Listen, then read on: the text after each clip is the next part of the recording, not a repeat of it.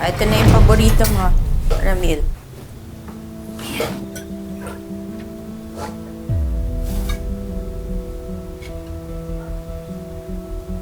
Alam mo, parang masarap naman yung tinola mo.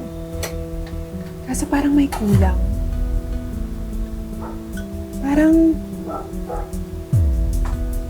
Parang kulang sa spices. Parang amori.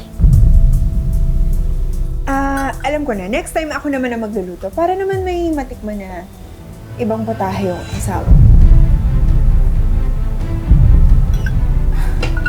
O, pasensya ka na ha. Dapat pala nilagang baka yung hinain ko. Kaya lang kailangan pakuluan kasi. Yung matigas na pagmumukha mo. Ang kapal din naman ang mukha mo, no? Ikaw na nga lang nakikikain dito, ang dami mo pa reklamo. Tama na. Pa! Hindi naman ako nagrereklamo. Magsasabi lang ako. Gusto mo ba ng totoo? Matanong nga kita. Kulang ba ng tela dito sa Pilipinas? Panyo na lang kasi ang suot mo eh. Ito ba? Hindi naman. Kulang ba sa tela? Sexy lang talaga ako. Kaya nga, baliw na baliw sa akin yung asawa mo dati. Noong kami. Naiinis na ako sa'yo eh. Naiinis na talaga ako sa'yo. Hindi na ako makapagpinggan ang kapal na mukha mo. Eh, biko na rin ako sa'yo eh. Ano ba talaga gusto mo? Kung gusto mo na ako, ipapatulan kita! Gusto mo?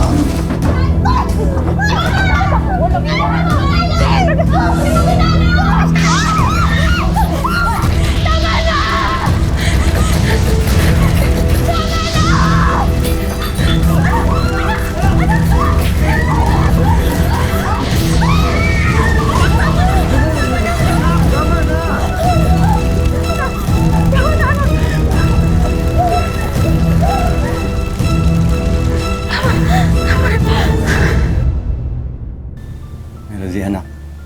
Nakikiusap kami sa inyo. Wala sanang makakaalam dito.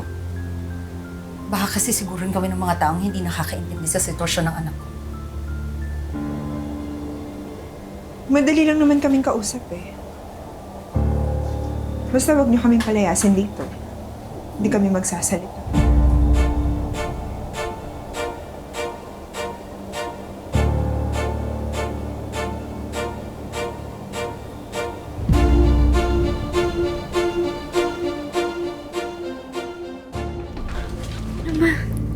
Hindi ka ba natatakot sa Emma na yun? Pwede niya kaya tayong sunugin ng buhay. Hindi ako natatakot sa demonitang yun.